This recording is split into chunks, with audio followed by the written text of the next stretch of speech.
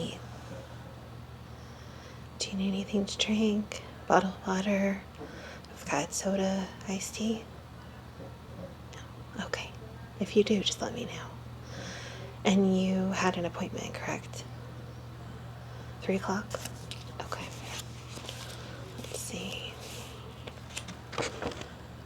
Okay. Can you just confirm your last name? Thanks. Okay. Thank you. So, I'm Jen. It's nice to meet you. And I really want to thank you before we get started. This is really important to me, and I want to thank you for the privilege of letting us sit down together. As you know, I am finishing my Master's of Counseling, and part of what we have to do is clinicals. So we offer, the Master's program offers free counseling services to all undergrad students. And if you enjoy this session, if you find it helpful, you can continue with me, or if you would like to see any of the other grad students, you're more than welcome to ask to be paired with a different student. You won't have to do the questionnaire again if you don't want. If you do, then you're certainly welcome to do so, and they can send you a new form online. So that's how they pair people, is based upon the questionnaires, lifestyle interests, backgrounds, religious preference, if any, if you want someone that matches sexual preference, things like that. So if you don't feel comfortable, please don't hesitate to tell me if you want to stop the session early, or if you want to switch therapists. It won't bother me at all. You are supposed to be comfortable here, and if you're not, then this doesn't work. So I like to let people lead the session and start wherever you want, or if you like, I can start with a couple of questions and you can kind of go from there. Are you comfortable sitting in the chair, or would you like to lie down? You can lie on the couch, on the floor, wherever you're comfortable. Okay, if you want to move, feel free. Also, I have stuffed animals if you like. I know when I'm stressed, I like stuffed animals, so I like to keep them here. And feel free, ask any questions you want. I'm an open book when it comes to this. No, I'm not your first. I'm not. You're not my first client. You're actually. Let's double check. Let's see. You are. Yes, you're the 24th person that I have had the privilege to work with. So it's based on hours, actually. We set up our sessions for 50 to 60 minutes each. That tends to be a good number for both us as a therapist in practice and for the client. If we need to go longer, we definitely can. I block out 90 minutes for each session, so if we get intense with something, definitely let me know and we can just keep going. So yeah, definitely. It is sometimes nervous for me to be in this seat, but I really want to help people. Okay. Like I said, any questions as we go along, feel free to ask. You'd like me to start? Okay, great. I can do that. Is it okay if I take notes as we go along? Some people don't like it and find it distracting. Yes, the session is recorded. That's why they had you sign off on it. It's voice record only. We don't do any actual live cameras or any recording of your face or anything like that. It's just voice. Yes, excerpts of your voice can be used in our final presentations and in our thesis, but we use voice changing software. So, and you're more than welcome to hear it before I present it. absolutely. I would never betray your confidence. Yeah. Okay. So tell me a little bit about what brought you here to therapy today. What made you decide to take the jump to reach out for help? School stress. I got you. You're a freshman? Okay. Okay, and are you in the dorms or do you commute? You're in the dorms, okay. Do you have a roommate? You did. Oh, okay. So they moved to the athletic dorm. Okay. So no roommate. Is that okay with you? Oh, you like it better. Yeah. I understand. Yeah, I had a roommate too, and when I was an undergrad, I've stayed in the dorms my whole time. I'm still in the dorms. I'm where the master students are on the other end of campus now. But yeah, my first roommate actually was very social and pledged, and even though freshmen aren't supposed to stay if they get accepted, she was like president favorite, and she moved into their house, so yeah. And then in my sophomore and junior and senior year, I had a little money from doing some work on the university, and they let me pay the difference to have a single room. Yeah, I study better when I'm by myself, so. Okay. How are you doing with being away from home? It's hard. Okay. Why do you think it? Can you explain a little bit more about why it's hard? You miss your family. Are you close to your family? Your dad, especially. Okay. And you're trying to work on your relationship with your mom? Okay. Has being away from her helped any with that relationship, or has it made it harder? I understand. Oh, you guys have really had a tough. Okay. Okay. No, I understand. Hang on. Okay. Yeah, I've got tissues right here. Here you go. Let me know if you need more. Sure. No. It's okay. It's okay. Are you familiar with ASMR? You watch those videos? Okay. Are there any triggers that will calm you when you get upset like this? Face touching, that kind of stuff, okay? Hand movements. Sure. You're close enough. Is it okay if I touch your face? You're okay with that? Okay. Right. Do you want to talk about the situation with your mom or no? Sure, of course. So you've always been really close to your dad, okay? I'm really close to my dad too, I understand. And you and your mom don't see eye to eye. Okay, so she wanted you to be the outgoing, athletic, sports type. Gotcha. Like she was. Okay. Hey, it's okay. It's okay. You can cry. You can talk about whatever you want to talk about here. This is a safe space. I am not here to judge, and I am not here to, I'm not here to tell you that you're wrong or you're right. I'm here to support you and let you work through these things. That's why talk therapy works really well, is it gives you a chance to work through things. Sure. You want a bear? Okay. Absolutely. Bear or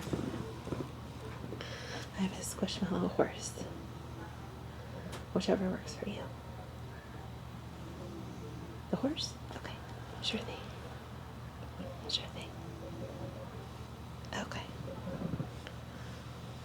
Okay. So, let me give this to you. And if you decide later that you want the bear or you want to switch, you just let me know. Okay? Absolutely. Absolutely. I totally understand. Okay? It is okay. Okay, so about your mom. So you try to talk to her and she still wants you to like totally submit, bow down to how she wants things. Okay. And she still wants you to be a joiner. Have you joined any social groups or anything since you've been here? Oh, okay. So you are part of the old-fashioned board games club. Cool. That's a good group. Yes, actually, one of my friends, Sarah Parker, she helps co-chair that group. Yeah, she's awesome. She actually does it because she's working on play therapy with adults. She probably talked to you guys about that. Yeah, she's cool. It's okay. It's all right. It's okay. So, do you think that trying to please your mom is really taking away from being who you want to be? Okay. Okay. Right. Okay. So I think sometimes when we spend a lot of time trying to please others, we lose part of ourselves. What I mean is that we try so hard to conform and to be that person that we think they want so that they're happy, that we forget about who we are. And we sometimes don't realize that we're doing it until we step back. And now that you've come to school, you're kind of realizing that you want to be you. And you should. You have every right to be you. You should be you. You deserve to be you. You do not have to meet the standards of anyone else. You are your own person. Absolutely. Absolutely. And it's hard. But you're being very brave by taking this big, huge first step and talking about it. So tell me about me. Tell me about you. See, we're both stumbling here. Okay. And what's your major? You're undecided? Nothing wrong with that. Nothing wrong with that at all. What do you enjoy? Really? Okay. Well, they do have a really good music therapy program here. That's why you wanted to come here, because you're interested. Great. One of the professors that I worked with in my undergrad is head of that program. I'd be more than happy to share his email with you when we get done. I'm sure he'd love to talk to you. He's very good about answering emails. Phone calls, not so much. Emails, definitely. Yeah. All right, let me write that down. Okay. I will email you his contact information after our time together, and please reach out. You could give him my name. Sure, that's fine. You can even tell him I told you, Steve. Okay? So music therapy. Oh, but your mom doesn't want you. Okay, so what does your mom want you to do? Okay, so your mom wants you to be a teacher or to be something in the hard sciences? Well, music therapy in a way is teaching. Maybe you could approach it that way.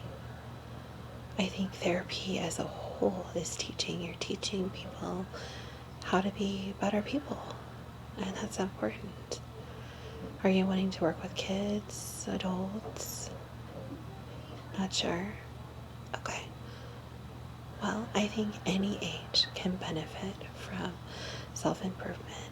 Absolutely. And they're doing amazing things with that group of music therapy. So, any other interests? Maybe not necessarily majors, but just interests while you're here. You've also thought about art therapy. Definitely. You know that we're partnered with the other university that we partner with a lot in the other state. Yes, and they can send you there for a semester, or you can do all your learning remotely while you're here and get some extra classes. And music therapy too, I think they do that too. They do they do an exchange program with students, or you can do the e-learning or a combination thereof. Yeah, absolutely. No, it doesn't cost any different. I did it with my undergrad when I was focusing on working with people that have been in traumatic accidents. Yeah, they have a hospital program, and I went and spent 2 semesters there, a spring and then a summer semester there. Stayed in their dorms, and it was great. It was a really good experience. And then I've taken a couple classes as a grad student online with them. Yeah, you should consider it. You really should. Yeah, absolutely. So, okay. So how do we talk to your mom about this? Well, I think it's best if you do it in person or on like a live chat, because I think we get so much information about a conversation from visual information, seeing facial expressions, hearing tone of voice, things like that. But a phone call would work too. You can still get a lot of information from a phone call. Is it hard to talk to your mom face to face? Okay.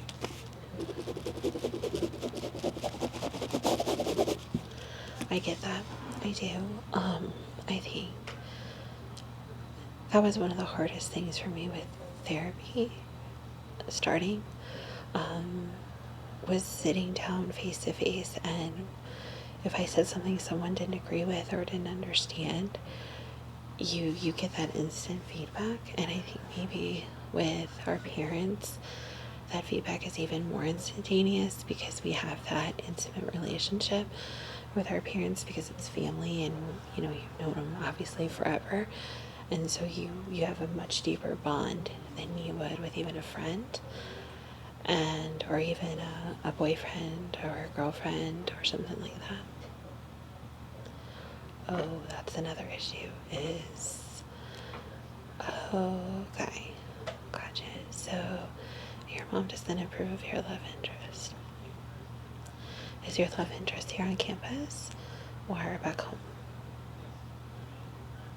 Here on campus, but you met them online. Okay. Gotcha. No. Hey. Your lifestyle does. No. You love who you love, and I feel like if someone is different from us, that can be a huge source of attraction. Okay.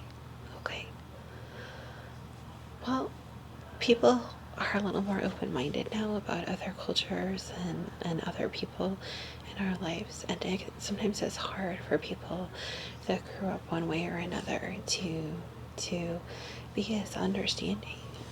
But, right. Oh, I get it. I do. But it's okay. It's okay. Right. I understand. Have you guys thought about family counseling or family therapy? Seems like the issues with your mom are pretty intense, and they're not just coming from you, and they're not just coming from your mom. I think there's a lot of back and forth.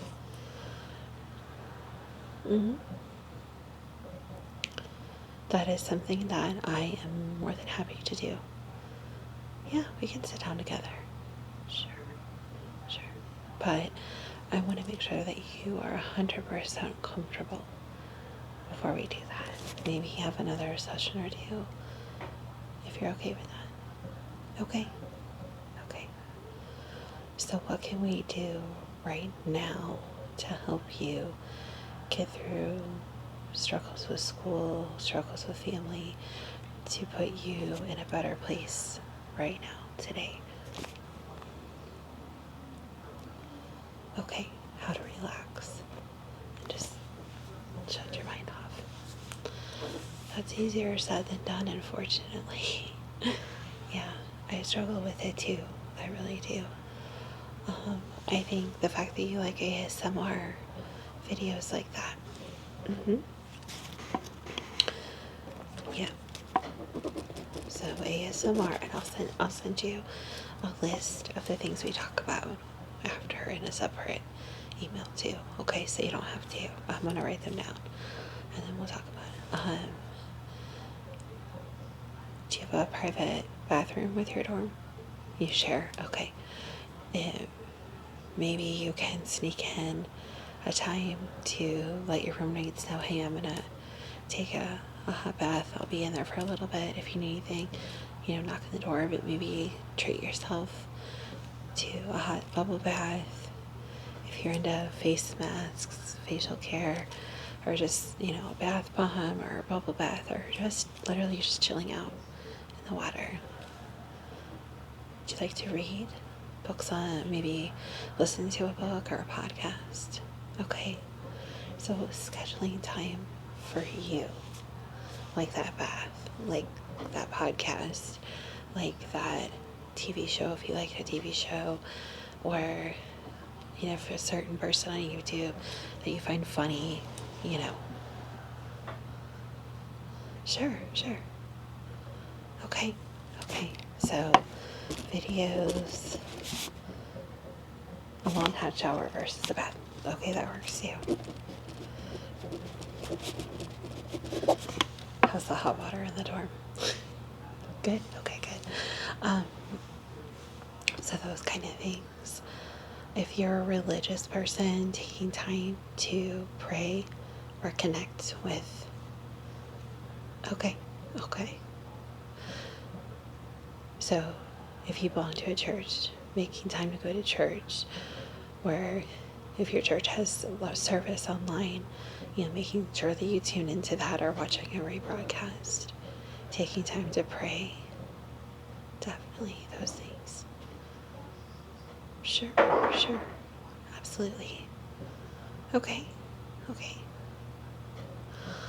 Oh, so your mom's not very religious, but you are. Okay, I get that. Religion can cause a... Yeah. Okay.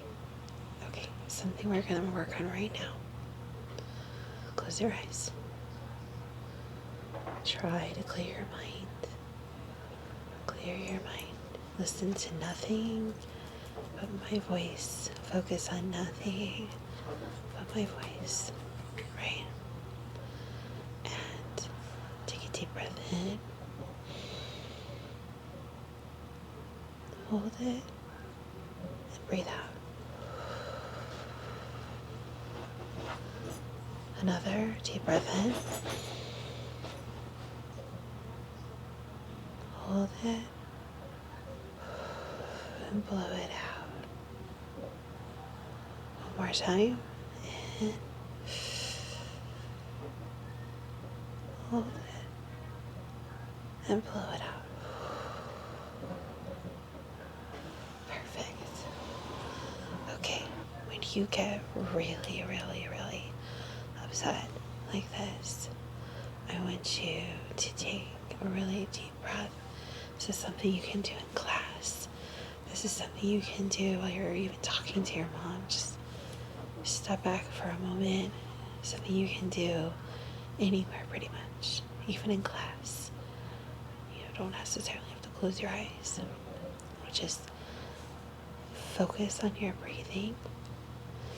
Slow your heart rate back down. Slow your breathing back down.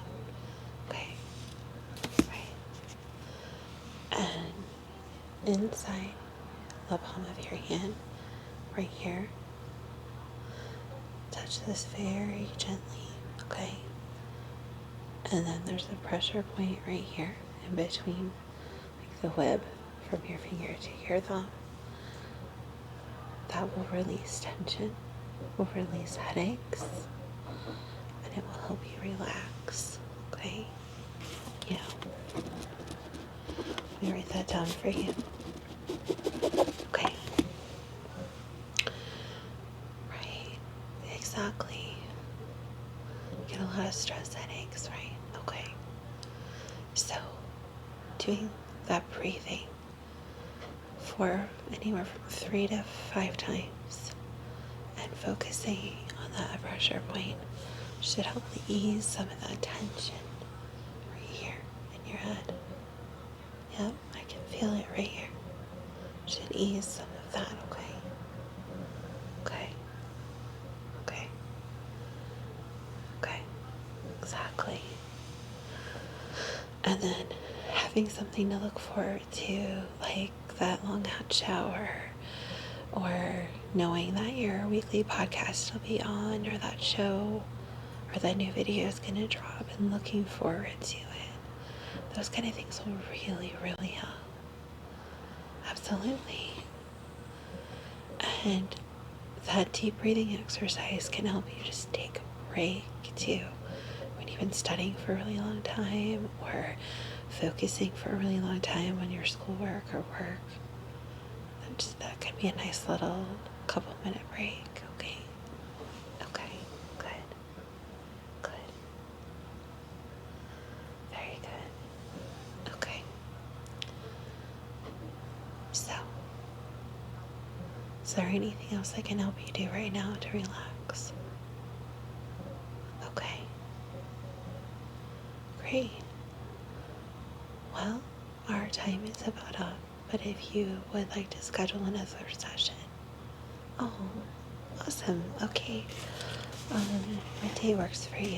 I can do another, since today's Monday, I could do another session on Thursday or next week. Thursday? Okay, what time? Okay. I am free. I have an 11, a 1, or I have evening. 1 o'clock. Okay, 1 o'clock it is. Okay, I'll email you those things we talked about, and including the professor's name. I'll send 2 emails to you. Okay, definitely. And next session, if you want, we can work on talking about that phone call to your mom. Sure. Great. Well, thank you so much for coming by. And thank you for talking to me and letting me help you. Because you are really helping yourself, and I'm really proud of you. I'm so proud of you. You are going to do amazing the rest of the day, the rest of the week. And when I see you on Thursday, I know you are going to tell me amazing things. I can't wait to talk to you then. Thank you. Thank you. tell you what, you hang on to that horse until next time. Yeah. Everybody needs a squishmallow in their lives. You hang on to it till our next session, okay? Absolutely. It was really, really, really nice to meet you. Thank you so much for letting me talk to you. And I will see you again very, very soon. Bye.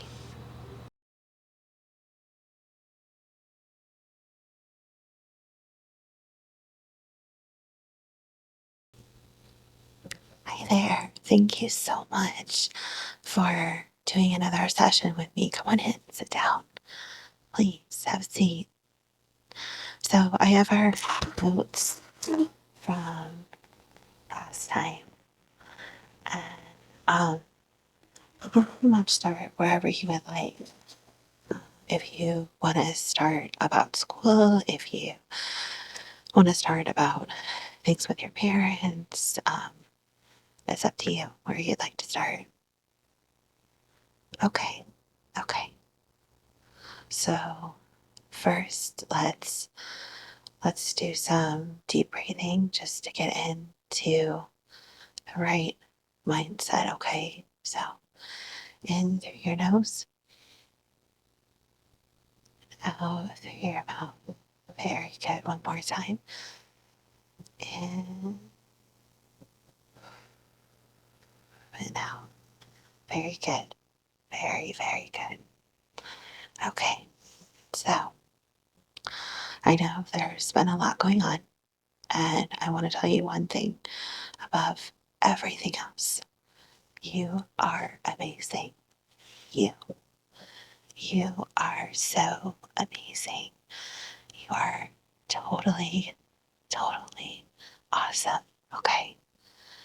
And everything that is negative, everything that is stressful, everything that is bothering you, we are going to sweep it out of your life. Okay.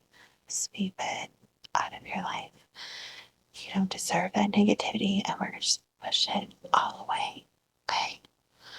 So, what has been going on with school? Okay. So, midterms. Okay. Just gonna take some notes. Okay. Okay. Are there any classes that you're worried about in particular? Math. Okay. I get it. Math has always been a struggle for me.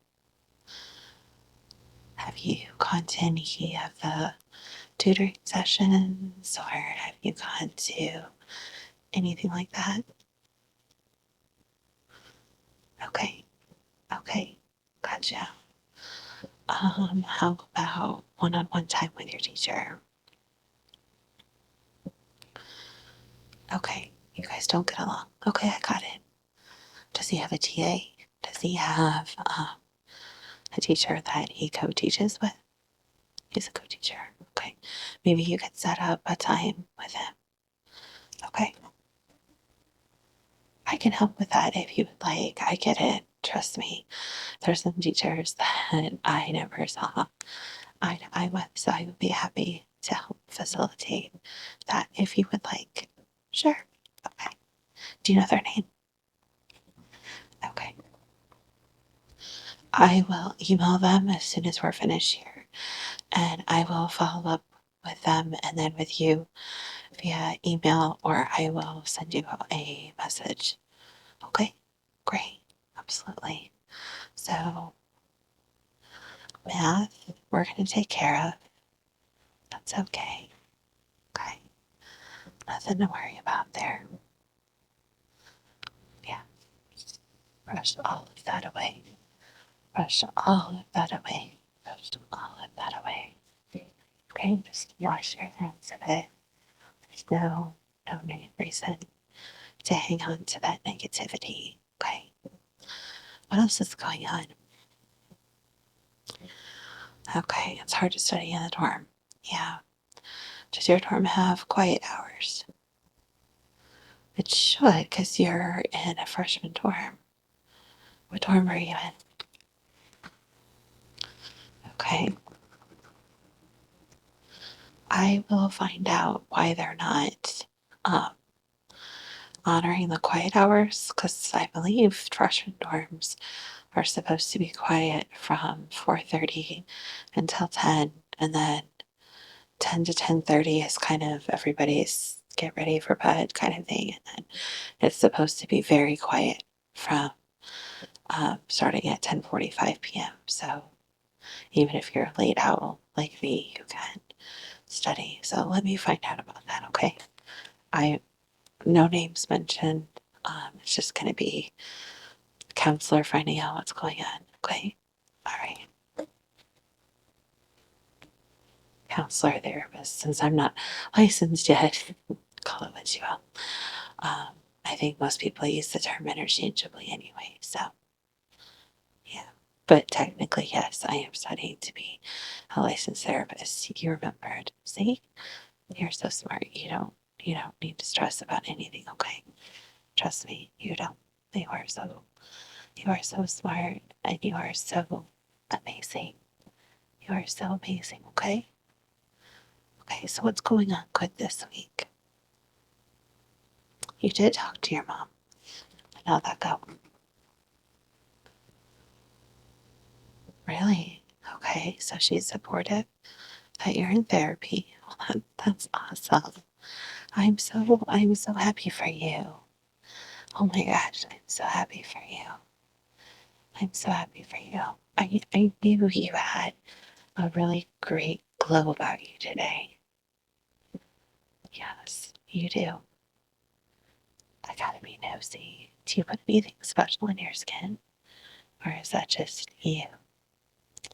Well, you have great skin. You really do. You really do. You look naturally very, very just beautiful and elegant. And you just have that glow that so few people do. Be proud of that. So tell me a little bit more about what's going on with mom. She did agree to a family session. Great. Okay. Are we doing that in person, Zoom, phone call only? Or did you guys discuss that? You want to do it in person? When would you like to do it? Let me check.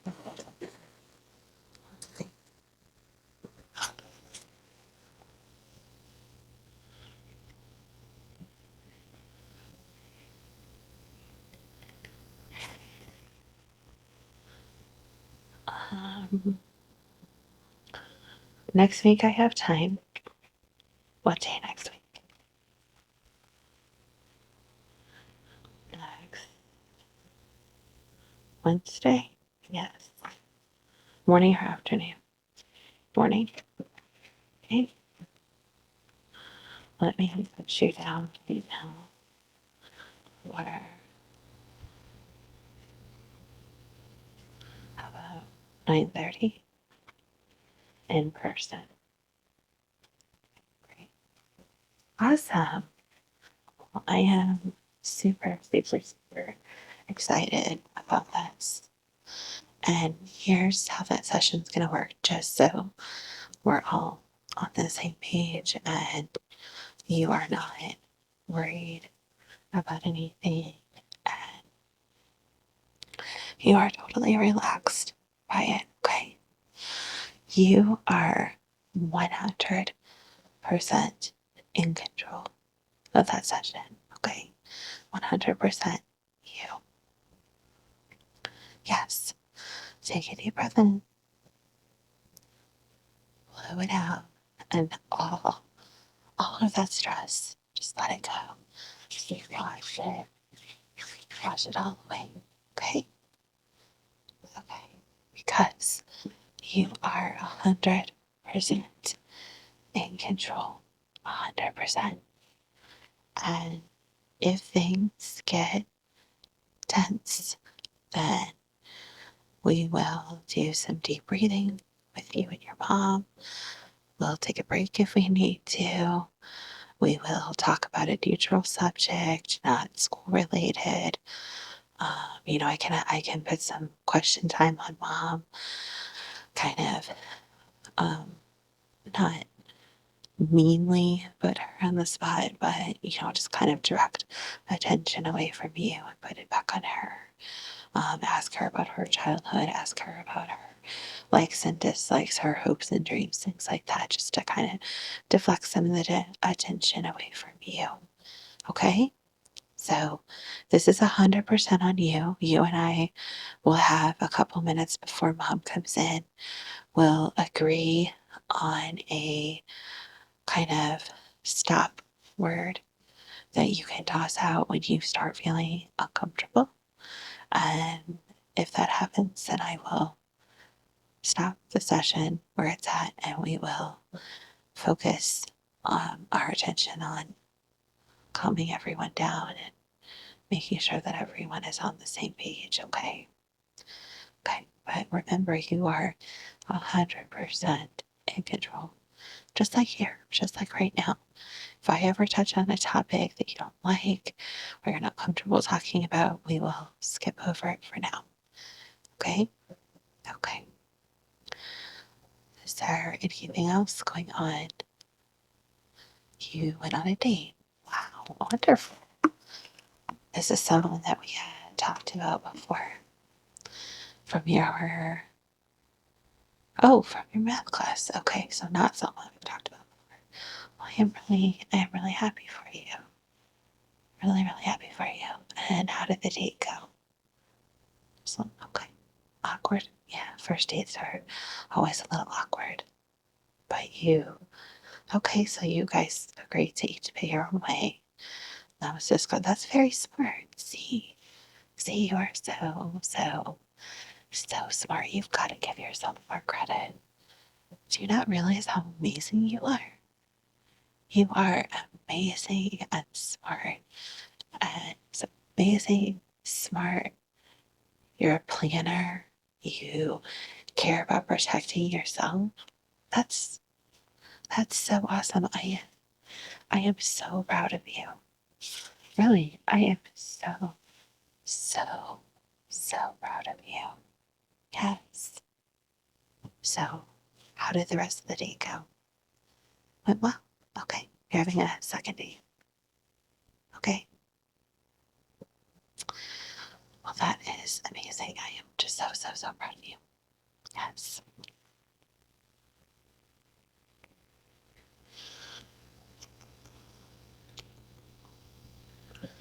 So proud of you. Anything else going on? Okay. Okay. Excuse me. You've got allergies too. Yeah, everybody does. So, okay. Okay. Well, so you have a second date set up, and that is amazing. So, what I thought we would do to kind of close our session today and give you a chance to kind of relax, especially since you have your second date tonight, right? Okay. I know you told me you were into ASMR and you liked face touching and you liked face brushing, so I brought this really awesome, really soft brush, and I thought we would do a little face brushing with it. So why don't you go over what the plan is for the date tonight a little bit so that you're not so nervous, okay? Okay. Are you meeting them there? Okay. Okay. Right. So you guys are on opposite ends of the campus. Okay. That makes sense. Okay.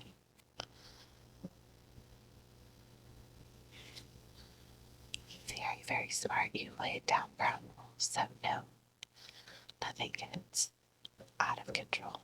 I appreciate that, I really do. Yeah, I really, really do. Yeah. Yeah. I admire that. Again, you are very, very smart. So you've established rules about how far things will get physically and what you're comfortable with, which is great. And then after dinner, you're going to see the new movie. Well, you'll have to tell me how it goes. I love that series, and I really want to go see the new one. Just don't spoil it for me. Okay. Right. And then if things go okay, you guys are gonna go to grab ice cream or something after. Great. Great. Okay. So you really have this all planned out, which is amazing. Yeah, that is totally amazing. I think you are going to have a really great time. I really do. Yeah. Okay, deep breath in. Blow it out. Take all that nervousness and let go of it. Just let go of it. Great job. Great job. You want to talk about what? Oh, when your mom comes. Okay. Okay. So, I thought that when your mom comes, I will have her come in after you. Okay? By herself. So you and I will meet, have a couple minutes together, and then your homework before then is to pick a very obvious, very strange word that you would never say, like purple or elephant or something that you're not going to say on the regular. And that will be the signal to me to stop the session, okay? And talk about something neutral or put the focus back on your mom, okay? Then I'll have your mom come in for a couple minutes. I'll establish a couple of ground rules with her, and then we'll have you come in, and then we'll both, you and I will discuss with her your concerns, your frustrations, your worries, and try to find neutral ground for everybody, okay? And then if we can do that, then we will kind of set up a plan of action for both of you about things that you want to work on, how you want to grow as people, grow as a family, to continue to improve and meet each other's goals and expectations, okay? Because you're not just her kid anymore, you're an adult. And I think your mom needs to recognize that. And you need to recognize that you can have a relationship with her that's deeper than just child and mom and child, but a friend relationship too. And when you can get that far, then you guys should be able to work through a lot of problems on a more neutral understanding when your mom sees you as an adult and you see her as a parent, but also someone whom you trust as an adult. I think you guys are going to be able to relate a lot better, okay? Yeah, so you have nothing to worry about. Like I said, you are 100% in control, okay? Okay. So, do you feel better about the session for next week? Great. Do you want to see me between now and then? We can do a shorter session, a half session. Sure, absolutely. Are you free Thursday. Afternoon. A little bit of afternoon. Thursday. Morning. Okay. What day?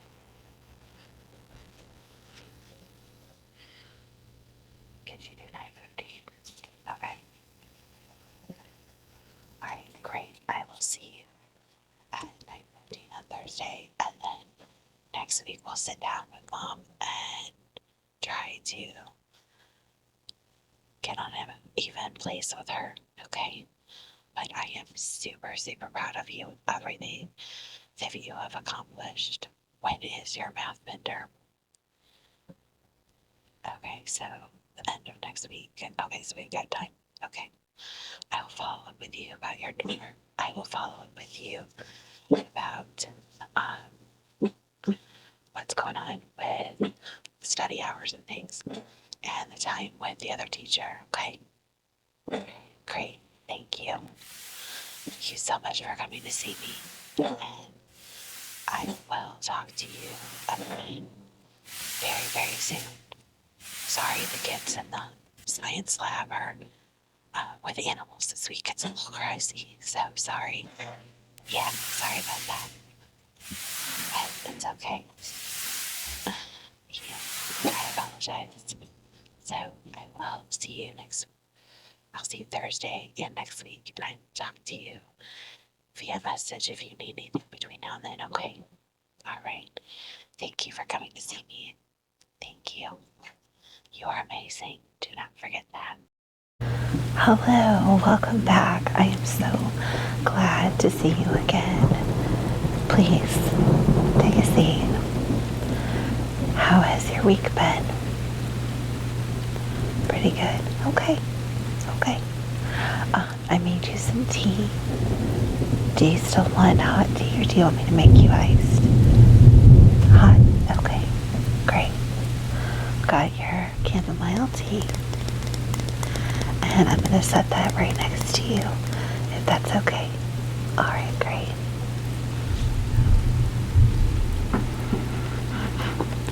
There you go. All right, so, unfortunately, with the hot weather, I think we're going to get an afternoon shower, sounds like, but that's okay. Just like life, everything needs a little watering, and that's what I like to think of our therapy sessions. They are kind of like a watering to help you grow as a person and to work through some of the struggles that we might have growing and, spreading out our leaves and our petals to become the wonderful, beautiful flowers that we're supposed to be. And I know sometimes that's difficult, but the fact that you're back here for another session means that you are very committed to making that growth happen. And I think that's very commendable, and I am super, super proud of you. So,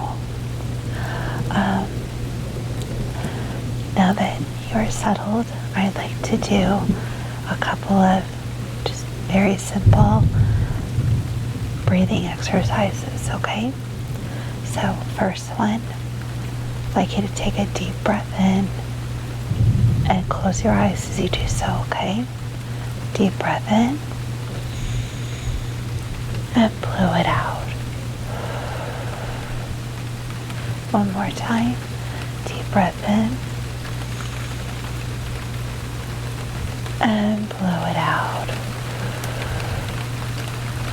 Very good. You can open your eyes. Now, I'm going to walk you through a breathing exercise, and it might be a little difficult, so if you need to, take a breath. No stress. This is to help calm you, not to stress you out, okay? So I want you to you can leave your eyes open or closed, whatever is comfortable for you. Deep breath in and hold it. 1, 2, 3, and blow it out. Good. Really get all of the air out of your lungs. 1, 2. Deep breath in. And hold it. 1, 2, 3. Blow all the air out of your lungs. Very good. 1, 2. One more time. Deep breath in. Hold it. 1, 2, 3. And blow all the air out of your lungs. 1, 2. Now you can go back to breathing normally. Very good. I find concentrated breathing to be very helpful and calming. There's some phone programs you can put that have breathing. Some smartwatches have breathing timers that you can use with yourself. I find those to be very helpful if you're in a very stressful situation. If you feel your anxiety racing up, yeah, those can be really helpful.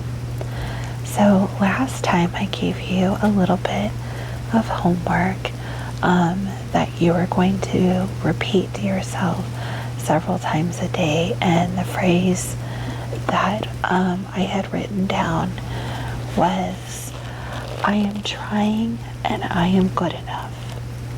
Is that correct? And have you been doing that? Good. And you're okay if I take notes? Okay. How many times a day have you been saying that to yourself? At least 10? That's wonderful. Okay. And when do you say it? When you first wake up? Any other times? Throughout the day, okay. And how has that been making you feel? It was a little awkward at first. Okay, well that's to be expected. Anything new is going to feel a little awkward, of course. And then, you're talking to yourself. Do you say it out loud or just in your head? Combination of both, okay. Great. Well, I'm really proud of you for taking that exercise on, and I would like you to continue it. Do you want to keep the same phrase, or do you want to try something different? Keep the same? Okay, great. I think what you have is really good. I think it's a very powerful statement because we are trying every single day, and it's important that we keep ourselves focused on continuing to try every single day. And this isn't a quick race. This is a marathon. So is there anything in particular that you would like to focus on today? Okay. Struggling with depression a lot and anxiety, and how long it's going to take to get better. Okay. Well, I can definitely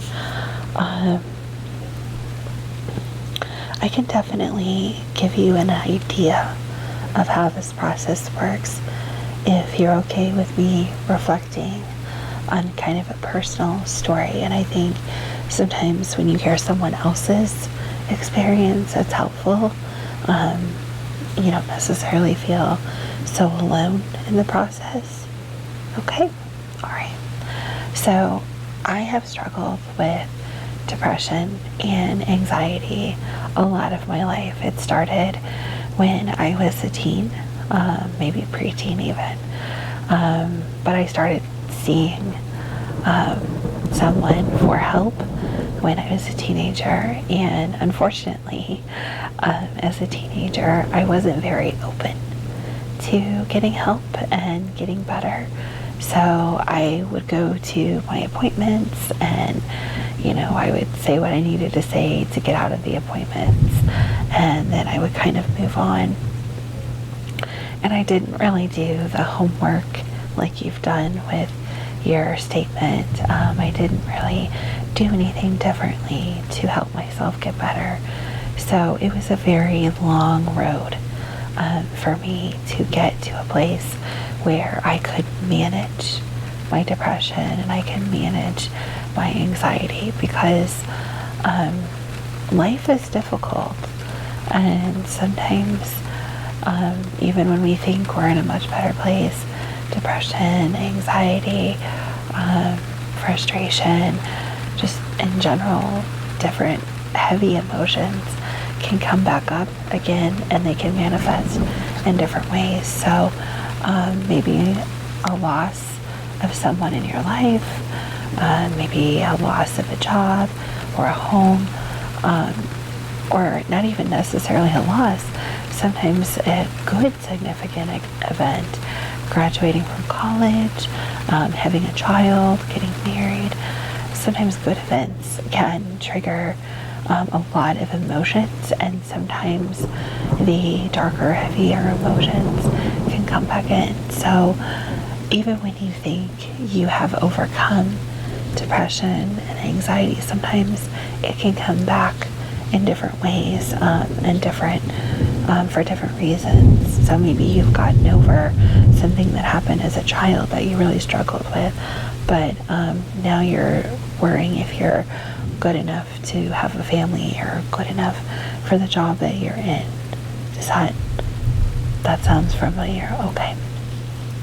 And that's what happened with me. When I finally did decide to make the decision to take care of myself and to get better, I did get better, and it was a process. It took me probably about 6 months of very intense work on myself. So every day journaling, every day spending time with my faith, because that was a big part of my healing, was faith.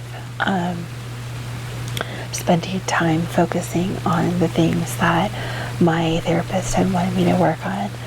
So it was a good 6 months of very intense inner self-work. And then I did get to a place where I felt a lot better. But it's an ongoing thing. That's the thing about therapy and self-care in terms of mental health. It isn't something that you can just sweep under the rug. What we're trying to do in these sessions is prepare you to focus on your mental health the rest of your life, so that you can have ways to cope when things get thrown, when life's curveballs happen. So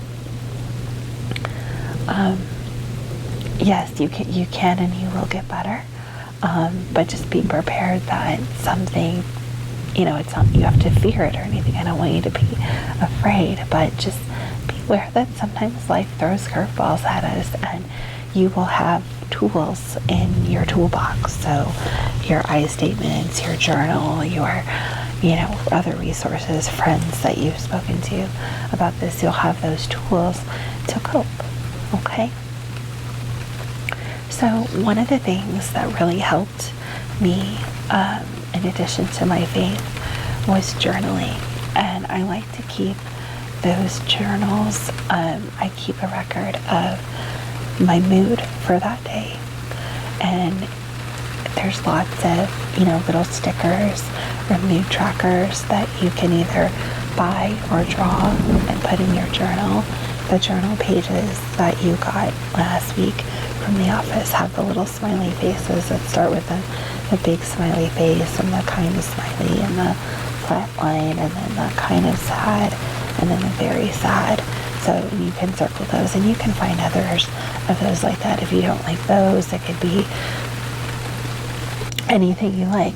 I've seen mood stickers that are different colors. So red for angry, green for happy, yellow for somewhere in between, or there's those different animals, different things like that, whatever makes you, but some way to track your mood, and then being able to write out why you feel that way. So if you're having a day where you feel very stressed, or your anxiety is really playing up on you and making you very nervous or uncomfortable, and keeping track of those things and being able to go back and reflect. And as you journal more and more, you'll be able to recognize, I feel angry today because I got overwhelmed at work.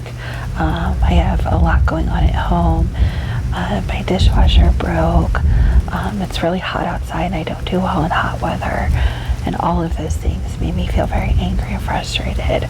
Or today I feel really happy because I got up on time. I got out of the door on time. I was on time to work. I got all my work done. I was able to go home and relax after work. And so you'll kind of recognize, why you have different emotions for different things, and why a day that might seem like a good day could possibly turn into a bad day. So maybe you're having a really great day and then someone cancels plans on you, and that can maybe make you feel very angry, or it can make you feel very sad. And being able to work through your emotions is a huge deal. And recognizing that it's okay to have emotions is very important. It's okay if you're angry, and it's okay if you are sad and hurting, and it's okay if you feel depressed, alone, nervous, scared, sad. It's okay to feel those things. What's not okay is not doing anything about those negative feelings. So, for example, how are you feeling right now? So you're scared, you're nervous. Do you know why you're scared and nervous? Okay, so you're nervous about the process of self-discovery. Absolutely. Absolutely. And it can be very scary to feel nervous about,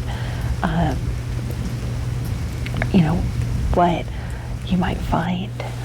Sometimes we can uncover things that happened that maybe we've pushed really far out of our minds.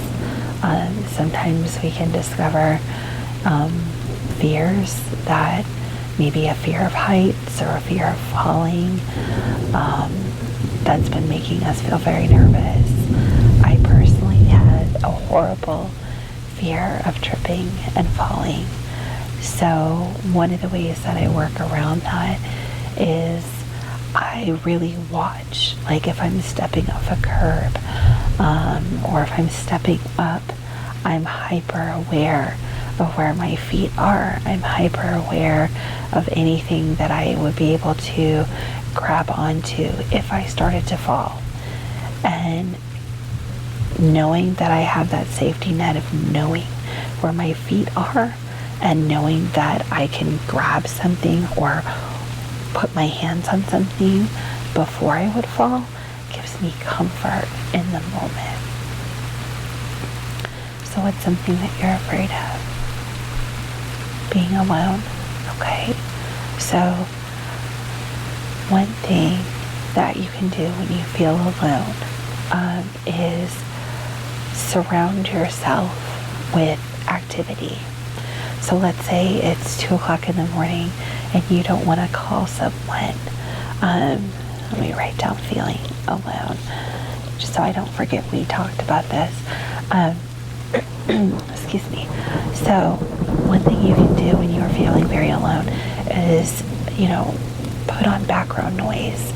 So put on the TV, put on the radio, put on a CD that you like, and then involve yourself in a activity that consumes your thoughts. So working a puzzle, cleaning, journaling, if you have any hobbies that you like. So if you like needlepoint, if you like drawing, if you like putting together models, surrounding yourself with an activity that requires a lot of mental activity and you still have that background noise on. Even if you put on something like an ASMR video, just that calming voice in the background can be very comforting. Hearing another person. Some people really turn to pets if they have them. Do you have pets? You do. Okay, cats. Great. Dogs, if you have cats and dogs. Okay, perfect. So, spending time with your pets. The only small downside is, of course, they can't talk back, at least not in human language, which is why I recommend having on the radio or the TV or, something, a video in the background, just so that you hear the sounds of another comforting human voice and something calming, not like don't have on a horror movie in the background or something, unless you find that calming, but having on something calming, just to hear other people. And then when you can, when it's not 2 in the morning, or maybe you have someone that stays up all night and you can reach out, obviously best if it's in person or a phone call or even texting, just to have that connection, to keep talking to someone, helps to ease that loneliness and assure you that you're not alone. And I think one of the benefits that we have now, you can go into chat rooms, you can go into discussion groups, obviously be safe online, but you can go someplace and be anonymous if you want to just have a casual conversation, find a group that interests you, whatever hobby you're into, or if you like to read, find a group that discusses books. There's lots of groups out there that you can join that would give you interaction, that if you couldn't leave the house at the moment, or it was really late at night, you can log on and have that interaction still. Okay? What else has been bothering you this week? Still struggling with not feeling good enough. It's okay. Hey, this isn't, this is recovering from struggles that you've had with mental illness. Is like recovering from a major surgery. When I had major surgery last year, the first day I felt actually pretty good after my surgery. I didn't have too much pain. I felt like I could get up and do things. And then the second, the third day, I was like, oh, this is not what I wanted it to be. This is not the recovery that I wanted. And it took a lot of time. I had a restriction on weight that I could lift for a long time. I wasn't able to drive for a long time, and that was very hard for me to cope with, because I'm usually pretty independent and don't want to ask people to drive me, don't want to ask people to go get things for me. Walking up and down the stairs for the first couple of days in my house were really difficult, so it's hard to rely on others sometimes, but we need other people. And here's the thing, you're not going to just wake up tomorrow and your struggles with your depression and anxiety will be gone. I wish they could be. I wish there was, I think that's why my faith has always been so comforting. Do you have faith of your own? Okay. So that's a wonderful source of comfort, is spending time focusing on your faith, spending it in prayer, spending it in reflection on your faith. That's a very good way to cope as well.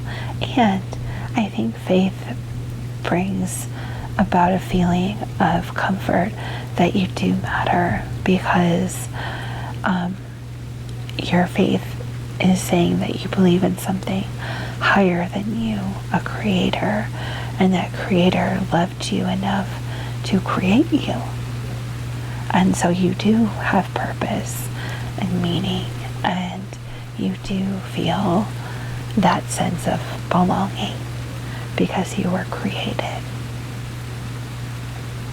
Absolutely, absolutely.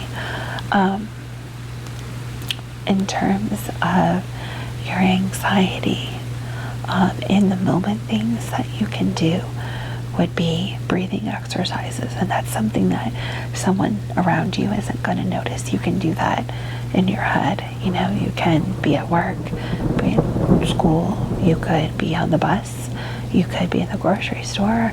If you start feeling panicky and nervous, you can gently count in your mind. When you breathe in and hold your breath for that count of up to 3, and then slowly release, count to 2, and then take another breath in. No one's going to notice you doing that, and it's going to provide you a sense of calm. Okay, so breathing exercises. Other things that might help you in the moment if you're feeling really down is writing down that feeling, or just simply making a mental note of it, and then finding something that's completely the opposite. So if you're feeling sad, finding something that makes you laugh, a funny video on YouTube, finding a movie that makes you laugh. If you're feeling very down and not feeling a good sense of self-worth, find something, recall a memory where you were successful. Did you play sports as a child? Okay. And did you get an award or anything for that? Okay. So something like that. For me, it was time on swim team. So those kind of moments. When you graduated, even if you go back as far as kindergarten, if you had a kindergarten graduation or graduation from elementary school to middle school, high school graduation, anything like that. In your faith, if you went through confirmation class, any kind of celebration of an accomplishment, your first job, and maybe it was not even a quote real job, maybe it was babysitting or something, but the first time that you are given that trust to do a job, go cut the grass for your parents, or babysit a younger sibling, but given that responsibility. So celebrating even the smallest accomplishments make you realize that you do have worth, that you do have value. Absolutely. And I think another statement would be good homework to add this week. When you are feeling anxiety, depression, not feeling your self-worth, whatever that feeling is, I want you to try a statement. For example, if you are feeling anxiety, the anxiety that I feel is temporary, and I am stronger than it. So the anxiety or depression or feeling not worthy I feel at the moment is only temporary, and I am stronger than it. And I will email you that statement. Okay? So the depression that I am feeling at the moment is only temporary, and I am stronger than it. The feelings of not being worthy are only temporary, and I am stronger than them. And then, after you say that statement a couple of times, as soon as you can, journal about it. Even if you make notes on your phone and put them in your journal later. I don't know if you carry your journal with you all the time, but journal about it. Focus on what made you feel that moment of depression or anxiety or not feeling worthy, so that you can start recognizing if certain situations or places or interactions cause you to feel those things. And once you get some of those jotted down, we can talk about those and how to deal with those individual situations. Okay? Okay. How are you feeling now? Are you feeling a little bit calmer? You have a game plan? Okay. Good. Then I'd like to do a little calming exercise. Okay, I just want you to do a little body scan, be self-aware, and that will help keep you calm and relaxed. And then I will let you rest here for a little bit, okay? And then you can go about your day. So I just want you to focus just on the sounds of my voice. I know there's the rain and the air movement from the fan and the air conditioning that you can hear, which actually I find kind of calming, but if you hear those things, they're going to help you relax you even more. But once we get down to 1, you will be completely relaxed. Okay? Are you ready?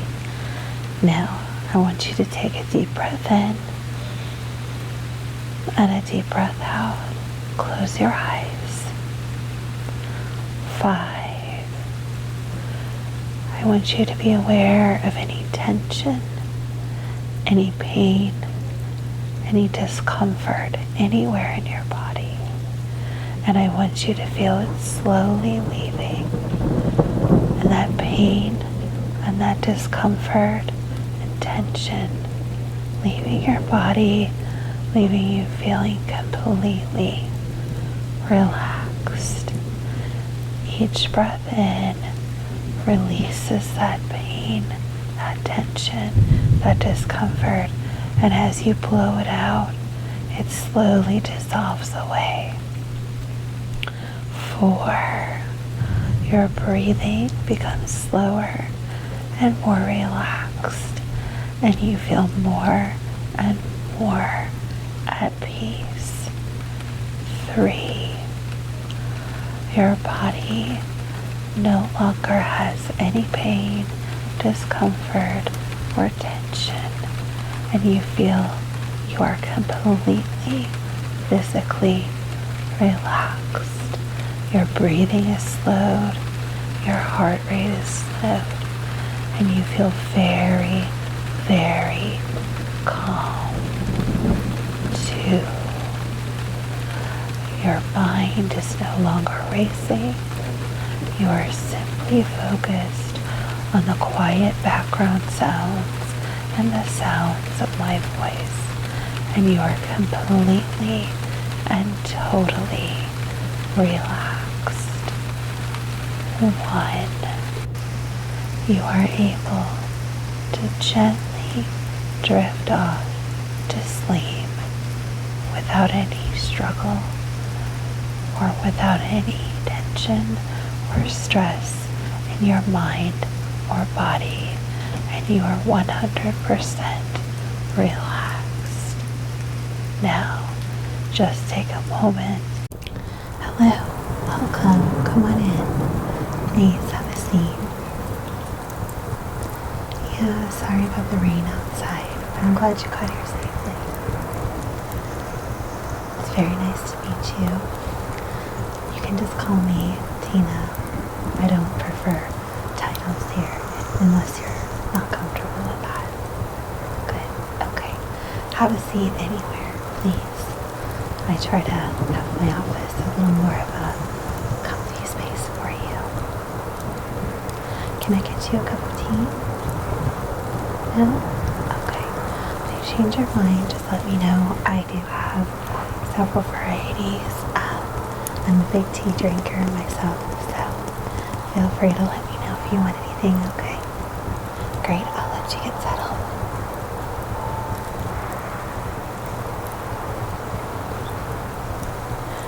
Have you been to therapy before? Yes? Okay, great. never for what you've come today. Okay. Okay. Do you mind if I take notes while we have our session? They're just, if you choose to have a second session with me, hopefully you feel comfortable doing so. But if you continue to see therapy with me, I like to have a record so I can be refreshed before we have our next session. Okay, great. I'm a little old school and I use pen and paper, so if that's alright with you, let's take a few notes as we go along, okay? Great. So, since you've had therapy before and you're fairly comfortable with the therapy process, I'm assuming, how would you like to begin? Are you more comfortable just speaking, or are you more into guided conversation, or what works for you? A little more guided. Okay. Okay. So, what was the main reason that had you reaching out for therapy today? Let's start with that. Struggling with the seasons changing. Okay, absolutely. Let me write that down.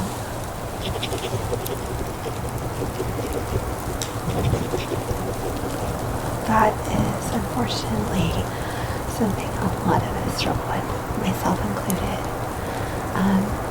So when you say struggling, can you elaborate on what kind of struggles you have with that? Okay, sadness, depression. Do you get any anxiety over it? Yes. Do you know where that specifically comes from? Shorter days? Well, feels like a shorter day. Okay. I understand that, yeah, with it getting dark sooner, that can be really stressful. You don't like to drive at night? Okay, I understand that too. I really understand that. Do you have to drive at night? Home from work, so your trip home, and then later in the year you'll be driving in the dark. Okay. Do you have the option to maybe ride share with someone? No? Hey, I understand. It was just a thought. I get it. Yeah. Okay. Okay. Alright. Well, you've given me a lot to go on. So what I would like to do is maybe do a few calming techniques with you as we kind of go along. So are you somebody that has tried any kind of calming techniques before? A little bit? Okay. What have you tried? Listening to music? Reading self-help? Yeah, there's nothing wrong with that. Absolutely. Self-help books. Actually, a lot of them are really good. So, anything else? You like nature sounds? Okay, great, great. So I think nature sounds, connecting with nature is definitely something. It's one of the reasons I have a lot of windows. I find it very centering and very calming to look out, kind of see the beauty that is in the world around us. Okay. What about any, most people refer to them commonly nowadays as like ASMR triggers, so self-soothing, such as face touching, face brushing, breathing techniques, anything to kind of refocus your mind. Are you familiar with any of those? A little bit? Okay. Are you interested in trying some of them? Okay, okay. For when you get stressed or overwhelmed at work, I find breathing techniques tend to be the least obvious for people, so you could do them. What do you do for work? Oh, okay, that's very interesting. Do you enjoy it? Yeah, good. I can imagine it can be a stressful job. Yeah, okay, alright. Well, since you are around people, I think that breathing exercises, like I said, tend to be the less noticeable of the self-soothing exercises that one can do. Are you okay if I get close and or touch you? Okay, I always like to ask. Okay. So I think one thing that really helps is, like I said, the focused breathing. Are you comfortable trying that? Okay. Alright, this is a very, very, very, very safe space. I promise you that. Okay. So, let me kind of guide you through it, if you would be so kind as to just get comfortable. Okay. And then you can either close your eyes or leave them open, but I'm going to walk you through it. Okay, so take a couple of normal breaths, and then we're going to do what's called box breathing. So you're going to take a breath in slowly, hold it slowly, release it slowly, and then hold it, and then we'll repeat the cycle. Okay? Okay, great. So I want you to take a very deep breath in. Deep. 1, 2, 3. Good. Hold that air in your lungs. 1, 2. Exhale all the air out of your lungs. 1, 2, 3. Good. Hold it. 1, 2. Great. Again. Deep breath in. 1, 2, 3. And then hold it. 1, 2. Exhale all the air out of your lungs. 1, 2, 3. Great. And then hold it. 1, 2. One more time. Deep cleansing breath in. 1, 2, 3. Hold it. 1, 2. Exhale all the air out of your lungs. 1, 2, 3. And then hold it. 1, 2. Great. Now you can breathe normally. Wonderful. How do you feel? It's a good way to really focus, not only kind of refocus your brain on one task so that your mind isn't kind of all over the place. It's also a really good way to really re-oxygenate the body, because sometimes when we're sitting or standing in one position, we may kind of hunch over or not sit in a way where our body gets a lot of good air. So this is a way to kind of refresh the amount of oxygen in your body, kind of open up your lungs and your chest as well. So there's a lot of benefits to it, okay? So is that something that you'd be interested in trying? Okay, good. I am going to email you a list when we're finished of everything that we thought would be good and helpful for you. Okay, great. Another technique that people really like is brushing, whether that's on your face, whether that's on like the inside of your wrist while you're at work, or some people enjoy it on softer places like on their neck. Is that something that you are interested in? You want to try? Okay, great. I'm going to start off very gentle. This is a very soft brush. Okay, if you'd like to hold out the palm of your hand, and I'll just brush over it. Great. Yeah, it's nice and soft. Right. Alright, are you wanting to try on your face? That's the most common place, but like I said, people have their own preferences. Yeah? Okay. So what I'm going to do is I'm just going to very gently brush it across your forehead and then down the side of your face all the way to your chin. Just very gently. Then go back up across the other side and then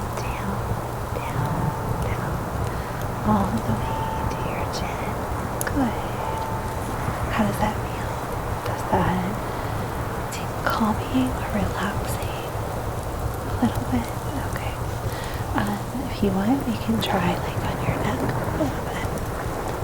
Okay. That's just a very, very, very sensitive place for a lot of people. So if that's a place that's comforting, that's more comfortable for you. Okay, that's definitely something that you could do. If you could slip off to like a break room or your car or even the restroom. You know, I was going to question like if you're putting on some makeup or something, or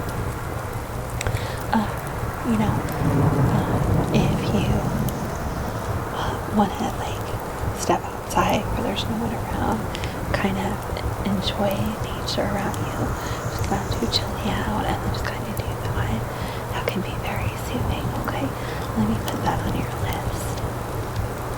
So brushing. The other thing is, and if you'd like to put your hand out again, the inside of our wrists tend to be very sensitive as well. You want to try there? Okay. Just brush right there. Yeah? That's something you could probably do without anybody really noticing. You know, if you want to reach your hand in your bag or something and do that, or, it's not that obvious. Yeah, and I think that's kind of it's a self-soothing technique,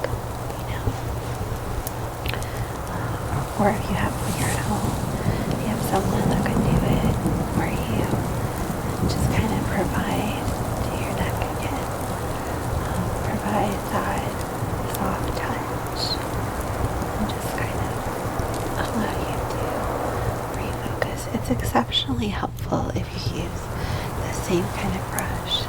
Some people like paint brushes, like those fan brushes. A lot of people use makeup brushes because they tend to be super soft, but you can get them pretty inexpensively. Pretty much any drugstore is going to have them, or Amazon. But kind of play around a little bit and see what works best for you. Okay? Yeah, I think that's a really, really helpful technique for a lot of people. Absolutely. This is going to sound like a very strange question, but are you someone that fidgets at all? A little bit. Okay.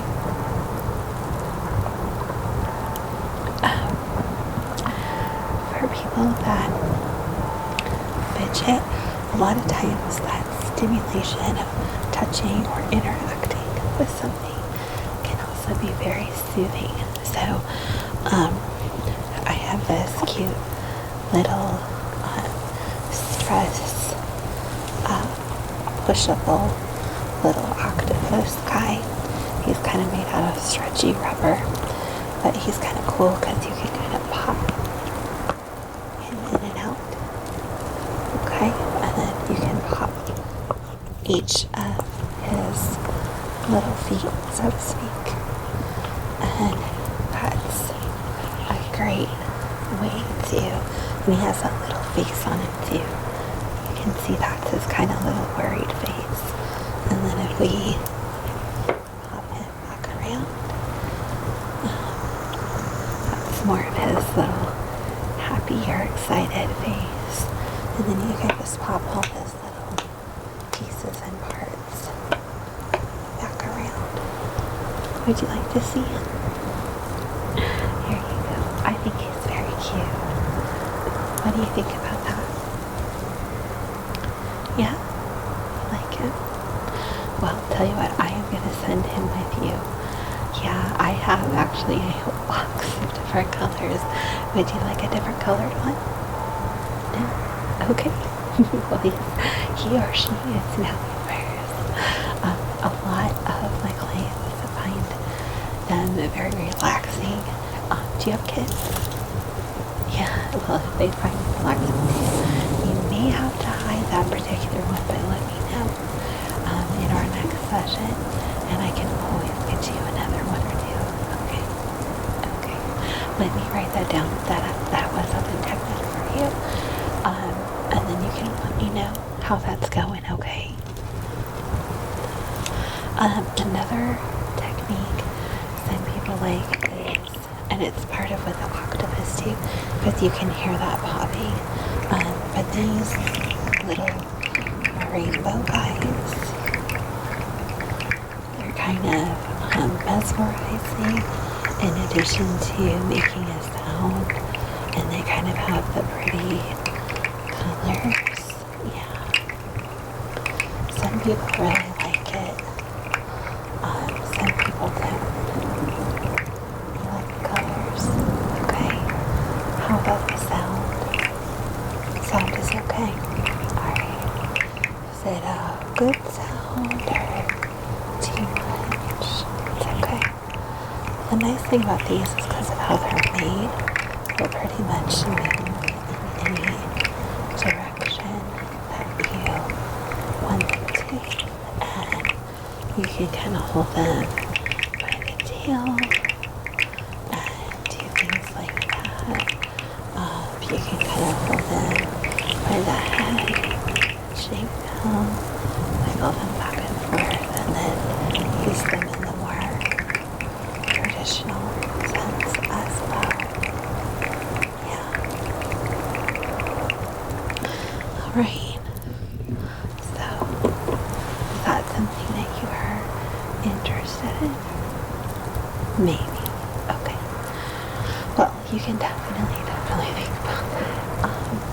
Other things that I can recommend to you would be finding some quiet time to maybe experience some warmth. A lot of people struggle when it gets colder, so a heated blanket or even just a heating pad or a hot water bottle. They make those animals now that you can put in the microwave and warm up and kind of cuddle with. And also,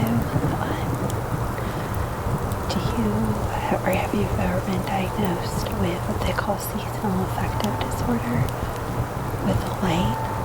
No? Okay. So is it the days are getting shorter, or the lack of light, or both that bother you? Just the shorter days, and it's okay, the fear of the dark. So the less sunlight doesn't bother you. Okay, so you're okay with it's just the driving. So I don't ever want to give you something so calming that you would fall asleep or anything like that, obviously. But some people find it very helpful to listen to books or podcasts while they're driving. Music, we all listen to music, and that can be really comforting. But sometimes hearing a human voice the whole time kind of in a way that almost interacts with you. So if you're being read to, is really helpful. And the books, a lot of times, are read by actors now, at least the more popular books, and they tend to be really engaging while at the same time having a soothing tone to them. So that's something you might want to consider. And there's lots and lots of books in any genre that you like, so that can be an option as well.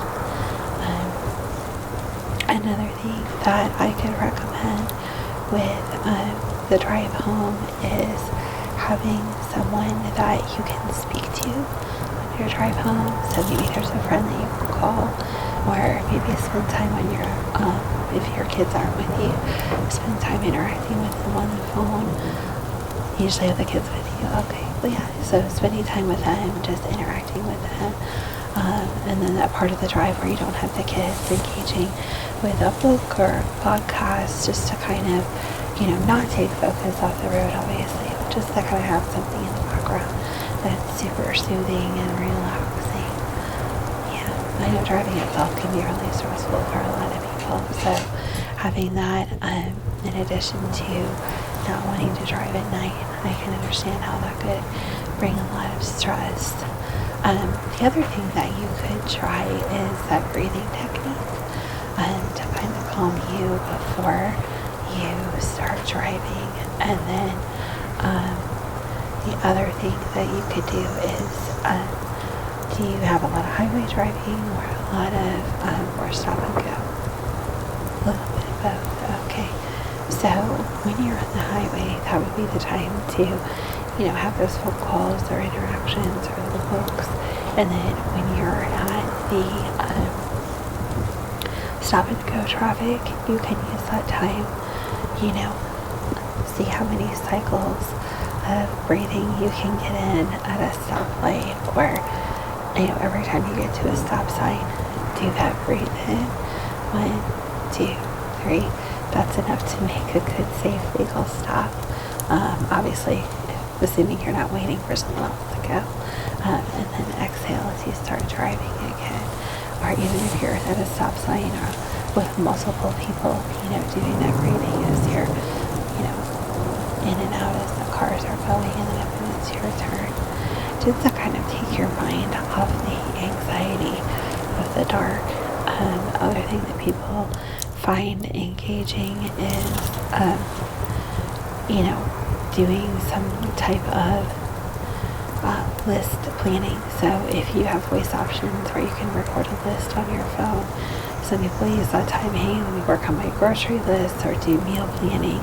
Obviously you don't want to be super distracted from the road, of course, but just to have something else distracting you from the darkness is really helpful. So you have to decide what's a safe level of engaging while you're driving. But I think if you can have something on, would be having a conversation with someone in a safe way, that tends to be really helpful to keep us just engaged on the act of driving, and then not kind of the fear that's around us, you know what I mean? And then have some type of reward system in place. And this is a good thing with work stress too. So, if you're someone that uses the Pomodoro technique, where you do X amount of time of work and then take a break, and then X amount of time break, X amount of time of work, and then do a break, and then X amount of time of work, and then do a longer break. So that longer break is kind of your reward. And then if you do the same thing when you drive, so okay, my drive to work this morning is going to be in the dark, so I'm going to leave a couple minutes early and make a coffee that I like. So if you have flavored creamer, or I'm going to have a moment at my desk to play a game on my phone or make a quick phone call. And then same thing when you come home, have something that you look forward to, having a nice relaxing tea or something without caffeine so you can get to bed at night, or checking in with friends or family, things like that. But all kinds of things to just kind of help you see that what normally be stress and anxiety inducing as a place of relaxation. The other thing is if you like the brush, just simply rubbing this over your neck or on your arm.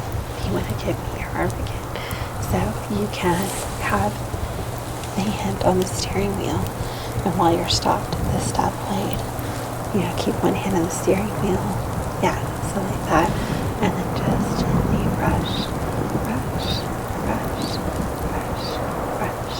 Absolutely. So all of those are good ways to kind of engage your mind into having it be a good experience instead of a difficult one. Yeah. Do you have any questions for me? Okay. Well, is there anything else at this point that is bothering you that you want to go over? No? Okay. Do make sure that you are getting enough sleep.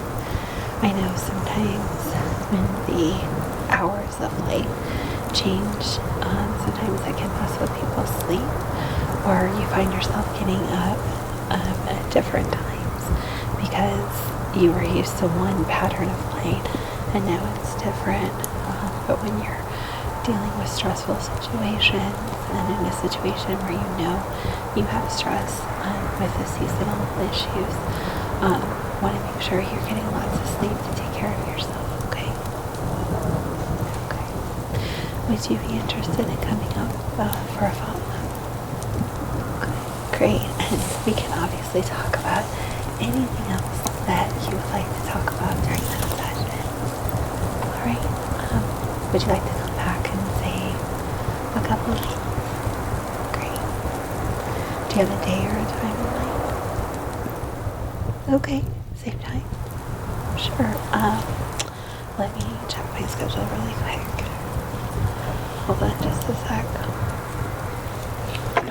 I think, yep, that would be perfect. So let me get you in the books right now, okay?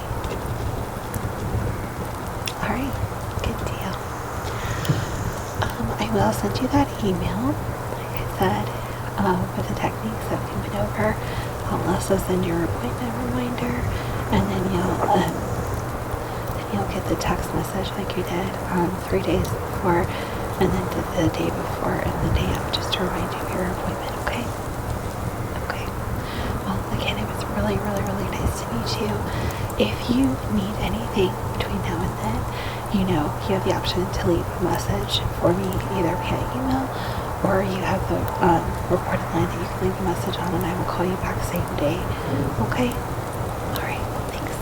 Good luck, and I wish you the absolute best. You are going to be okay. I promise. You really are. You're going to do just fine with this. So I will see you again very, very soon.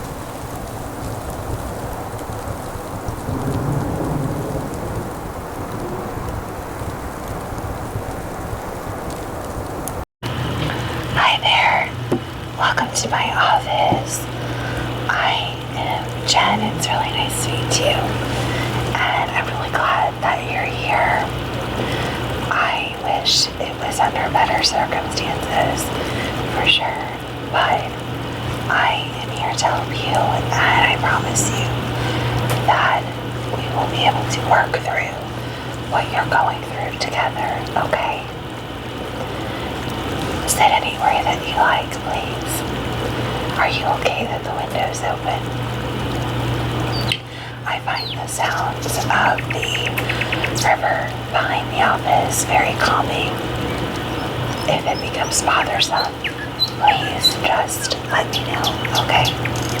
Great. So, from what I understand, you are struggling with a pretty big loss in your life, is that correct? Okay. I am very, very, very sorry to hear that. I know I get close to your face right now. Are you okay with physical touch and interaction? Okay, good. I always like to make sure. Touch, as you know, can be very healing and soothing for some people. Yes. So, before we begin, one other question that I like to ask is, are you okay with me taking some handwritten notes to follow up for our next session? I like to have notes to prepare. Okay. No one will see them but me. Okay. I just find the act of writing them down more helpful for my memory than typing. Okay, thank you. So, in your own words, can you describe the loss that you have just experienced? Okay. Oh, okay.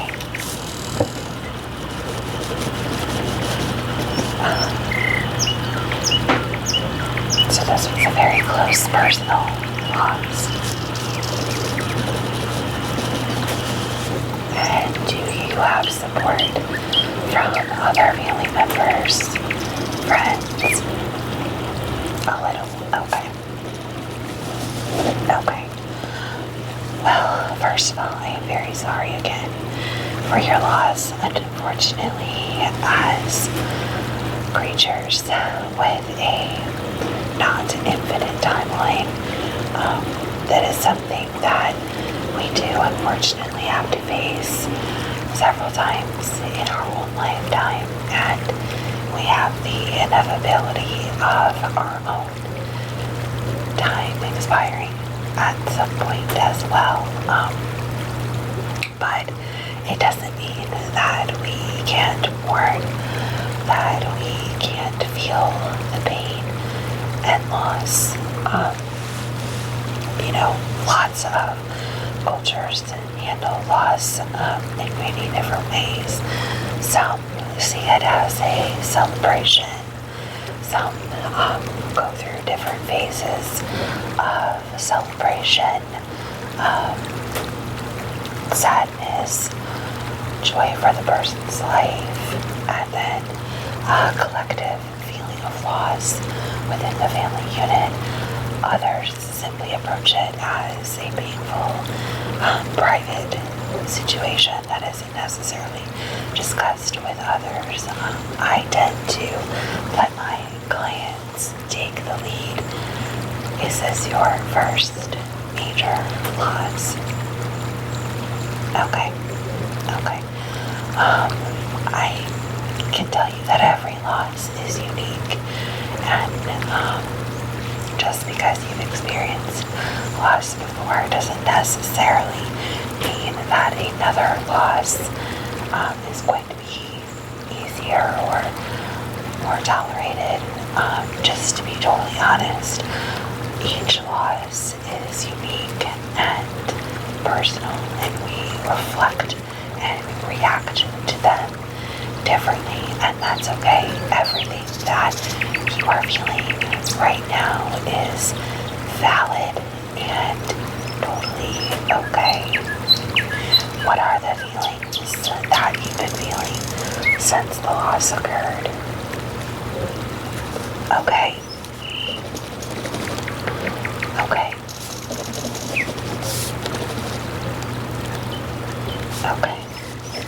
And how severe would you say that is on a 1 to 10 scale with the anger?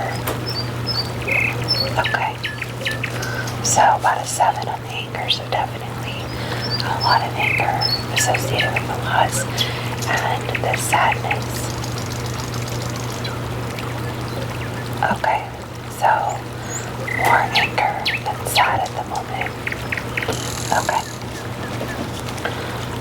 and as far as the pain, is it physical, emotional, mental? You've had some physical. Okay, you've had some physical symptoms in addition to psychological. Okay, all of these are very common and, as I said, very, very, very valid feelings. Okay, you are not experiencing anything that is out of the ordinary or uncommon. What you are experiencing is unique to you, but the kinds of feelings and reactions that you are having are to be expected with a loss of this kind, okay? So you are not doing anything wrong or different or out of the ordinary, okay? You're having very, very normal reactions to a loss. Not that loss should be normalized or seen as normal in any way, shape, or form, but what you are experiencing is not anything to be concerned about, okay? Okay. So there are 5 stages of grief. Some people break it down into 7, but I prefer from personal experience. And in my study, there's 5 significant stages of grief, and this is not in any particular order. People experience them in all kinds of orders. Some people don't experience all 5. Some people only experience 1 or 2. Some people experience them all and go back and experience certain ones again, okay? But let me just read them in no particular order. Denial, anger, bargaining, depression, and acceptance. Typically, acceptance is the last stage and the end of the healing though there really is no true end, a loss will always create a change of life for us. We are never going to be exactly the same as we were before the loss, but the acceptance is the point in which place the person who has experienced the loss can truly begin to move forward in their journey of healing. Okay, so of those 5 stages, where do you think you are right now? A lot of denial and anger. Okay, and that's totally okay. Alright, what you're experiencing is nothing that is unexpected. Okay, you're okay. I promise you're okay. And I'm really glad that you are reaching out for help, and I hope that there are people in your life that you can go to in the moment. You know, I try to make myself available as much as possible, but even so, sometimes people that we're very close to can give us different input, help us in different ways than a professional can. Okay, so with the denial, it's not just a denial that the person's gone, but it's a denial that we won't be able to have interaction with that person anymore, that whatever part of their life they had or role, and this is the same with pet loss, not just the loss of human life, but a loss of a friendship, a partnership, a relationship with a pet, even job loss can also face denial. All of those things are valid forms of loss that will go through these stages as well. The other thing with denial is just wanting life to go back the way it was, and unfortunately that isn't going to happen, but you can go back to a lot of how life was before. However, one benefit of loss, if you want to call it a benefit, but one change that could come from loss is that it gives us a chance to kind of wipe the slate clean and start fresh. With that, even with a loss of life, if you no longer have that person in your life, you can change your social circle, the people that you go to and confide in. You can change who you associate with on a close relationship base. So it's kind of a new beginning, if you will. So denial is a very common place to start coping and working through the loss, but like I said, it isn't always the first place. Anger, a lot of times, is due anger that the person is no longer with you, anger at the loss of employment, anger at the loss of the time that you thought you were going to have with your pet or your significant other, anger at the fact that death is a natural part of life, anger that things have to change, anger at yourself maybe for not getting to say goodbye or not doing something that you thought you should have before the death or the loss. That sounds okay. Well, I promise you, the loss that you experienced, even if you were upset with that person when they passed, they know that there was more to your relationship than that one moment. Life is not made up of just one moment. Okay, and I know sometimes it's hard to think that because maybe you think that's the last thing that I said or the last interaction that I had with that person before they passed, and that's all they're going to remember. But when we reflect on our lives as a whole. It's more than just one single moment. So if that person had a period of reflection before they passed, it's not just going to be that one single moment. I promise you that. Okay, please don't focus on that one incident. There's so much more. You know, we all have bad days and bad moments, and that's not what we take to the grave with us. We take the good with us. You know, a lot of people, there's lots of studies of people like on hospice that know that they're reaching the end of their lives, and they reflect, and very little of it is on the negative. Almost all of it is on the positive. They may mention, oh, I fought with this person, but you know, so much of our relationship was good. They may do some self-reflection that they wished they hadn't fought, but the majority of things that people remember are good.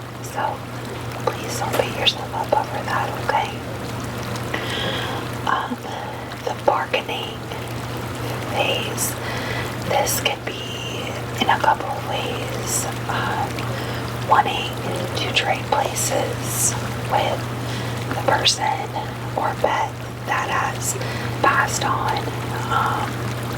Maybe it's taken up, if you're someone that has faith, maybe it's taken up with the deity that you follow, that you reach out and please let them come back and let me take their place. It can also be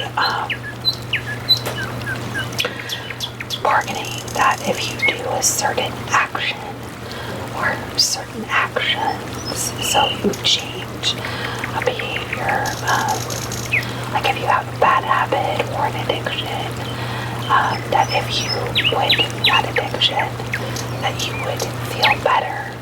Those kinds of bargaining. For example, if you had a gambling addiction and you bargained with your deity to stop going to the casino or stop betting online in order to feel better after the loss.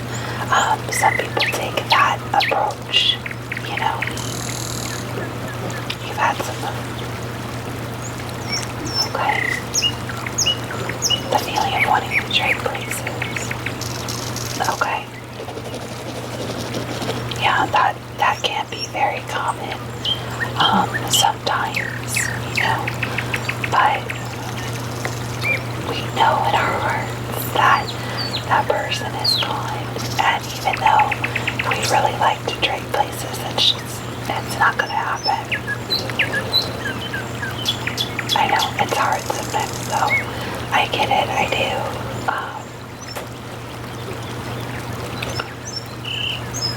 And you had the feeling of, what can I do to feel better? Okay, just a little, yeah. That's very, very common. I promise you. And there's nothing wrong with feeling that feeling either. There isn't. Depression is a big part of the process. The sadness, the pain, the longing for that person that has been lost, or the pet, or the job, or the experience, any kind of loss, being told, for example, if you struggle with infertility, being told that you can't fulfill that part of your life that was important to you, that's a huge loss. Being told that you can't do something physically because of a physical ailment or injury, that's a loss too. And there can be a lot of emotional pain tied up in that, in addition to psychological pain. So the psychological pain of the loss of someone runs very deep. We build deep connective relationships with people, with pets, with even objects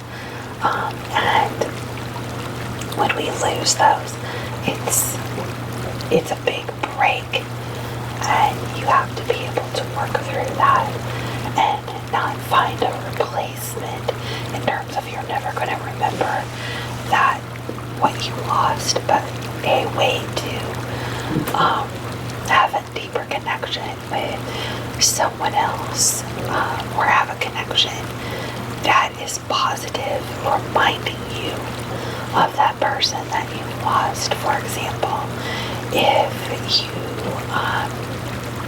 had a hobby that you did with that person, continuing to do that hobby would give you a place to reflect positively on time with that person.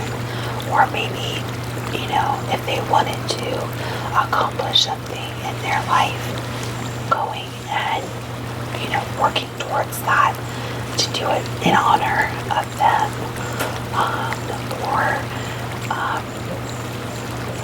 making donations or volunteering time into something that was important to that person is a way to overcome and redirect some of that sadness and pain as well. Yeah. And then acceptance, like I said, this is typically the last phase, and it's something that you really have to work on getting there. But acceptance never means that you just forget. It's not about forgetting. It's about being in a comfortable place, mentally, physically, emotionally, spiritually, where you can move forward and are ready to move forward after the loss. If you're someone struggling with fertility, it's maybe getting to a point where, okay, now what do we do? Looking at surrogate parents, looking at adoption. If it's a loss, like you're facing with death of someone, rebuilding a connection with someone else and keeping their memory alive, the person that you lost. Maybe teaching the activity that you did together to someone else, or like I said, volunteering to keep their memories alive. So those acceptance, but it doesn't mean that the loss ever fully goes away. And here's the thing about grief: you may think that you're over the hard part of the loss, and a song or a TV show or something strikes a memory, and some of that pain can come back, and it can come back just as raw as when you first felt it. So don't think that this is a one and done kind of thing. We focus on loss over a period of time, and there's no set time. Some people go through one stage very quickly and can be stuck in another stage for a long time, or someone can get all the way to acceptance, but then have moments where that loss is still very raw to them, and they'll have good days and bad days. We have good days and bad days no matter what, and so the loss can just amplify those bad days sometimes. Okay, so just be prepared that this isn't a one and done kind of road. Do you have any questions about the process? Okay, so one of the first ways that I think you can start working through the loss is identify what stage you're in, which sounds like you've kind of identified that you're going through the denial and the anger, and then taking time to work through what stage you're in. So with the denial, perhaps visiting the site where they were laid to rest, and really concreting in your mind that they are gone. Going, if you can, to help back up their home, their living space, kind of settling those those things, closing those things down that need to be closed, helping with that process. Maybe taking a memento or two if you can, to have a physical reminder of that person, or even if that's not possible, writing a letter to that person and getting rid of it by maybe cutting it up and letting it be spread through the wind. Some people like to light it on fire, obviously do so in a safe way, but just burning the letter like in a fireplace or a fire pit to let go. Other things you could do is sit down with someone and have a second celebration if you had a funeral, but having a more intimate celebration, discussion of that person's life and kind of having some closure that way. Sometimes that's helpful, especially if the loss was very sudden. In terms of the anger, again, journaling, writing, finding a physical outlet for that anger. So exercising, something intense like boxing, or even just beating up your pillow for a moment to get some of that frustration and energy out. Just do it in a safe manner. Doing something like a hike or an outdoor experience where you're exerting energy that has been built up and is helping to add to some of that pressure of the anger, getting some of that out. With the bargaining, if you're someone that is religious, going and speaking to a religious leader, talking about how loss is handled in your faith, working through that. If you're not religious, then sitting down and doing some genuine study about how other cultures and your own culture have dealt with loss, and seeing if any of those techniques would be more beneficial for you. Finding ways to keep that person's memory alive, finding ways to improve yourself, to make yourself happy. So instead of saying, please let the pain go away if I could quit smoking or quit going to the boat, finding ways to say, if I take better care of myself, I will feel better. I can process this loss better because I'm healthier, I'm in a better place. The depression, seeking help, which you've done, which is amazing, but talking to people, reaching out to people, making sure you're not alone. Maybe if you can't be physically with other people, having someone you can call or text, different people at different hours, reaching out so that you're not isolated, working on building new relationships to keep yourself from being alone, focusing on a new pet or making new friends. Again, journaling may be very helpful. Focusing on something that really does make you happy. So if that's singing, if that's a certain activity, making sure you spend lots of time with that activity or with those people, but making sure that you're not isolating yourself are all good ways to work through this. And then finally, just accepting that this is a hard process and it is going to take time to get through. Okay. This is just one step on this journey, but I'm really, really, really, really proud of you for reaching out to me today. I'd like to give you something that you can do on your own, and that is called a body scan, and this is something that you can do to help calm yourself, to help yourself relax, to help yourself fall asleep, okay? So if you want to get comfortable right where you are, lie back if you wish. Okay, let's start down with your feet. And just notice how your feet, your toes, the top of your feet, the bottom of your feet, your ankles feel right now. Are they warm? Are they cool? And if they're uncomfortable, wiggle around until you find a comfortable place. And then let's start with a deep cleansing breath in. And blow it out. Good. Continue with those deep breathing.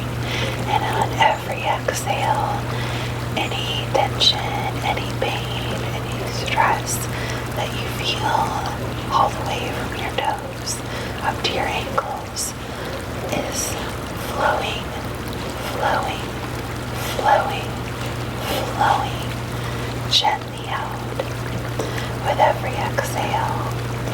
And that uncomfortableness is replaced with a warming, calming feeling, which now is slowly, slowly, slowly spreading up to your knees, up your calves, up your shins, and now from just below your knee, all the way down your feet is becoming more and more relaxed and comfortable.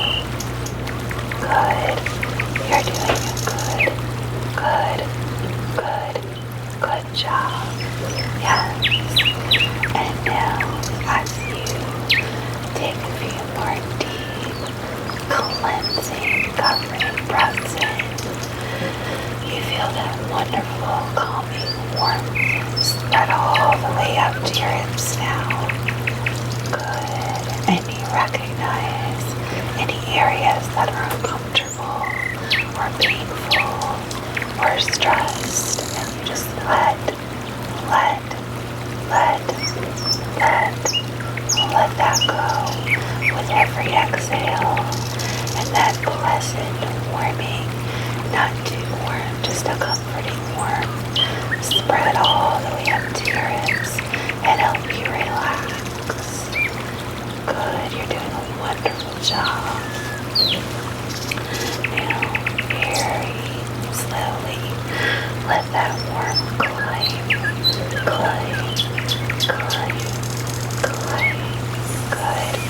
All the way up to just past your navel, so your digestive organs, your lower back, those areas now, with every exhale, are being freed from stress and discomfort, and any irritation is just flowing away.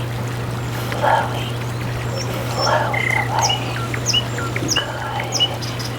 Now you feel the warmth spreading all the way up to your neck, so all the way up your back, your shoulders, and it flows down your arms, all the way to the tips of your fingers. Good. And any place that is uncomfortable or has any pain, with every gentle exhale, you are just letting that flow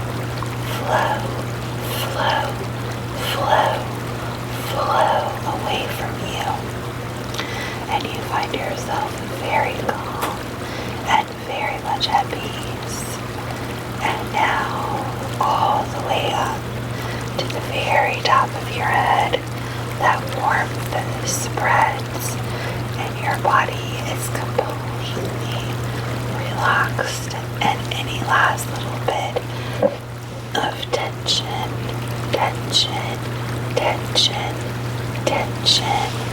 discomfort, and pain has left your body entirely. And you are now completely and totally relaxed,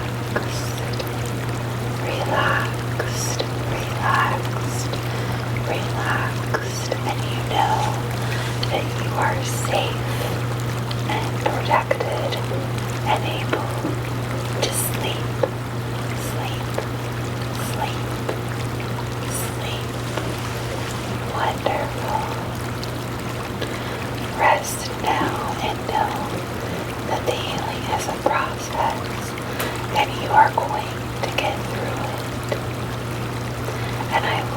again very, very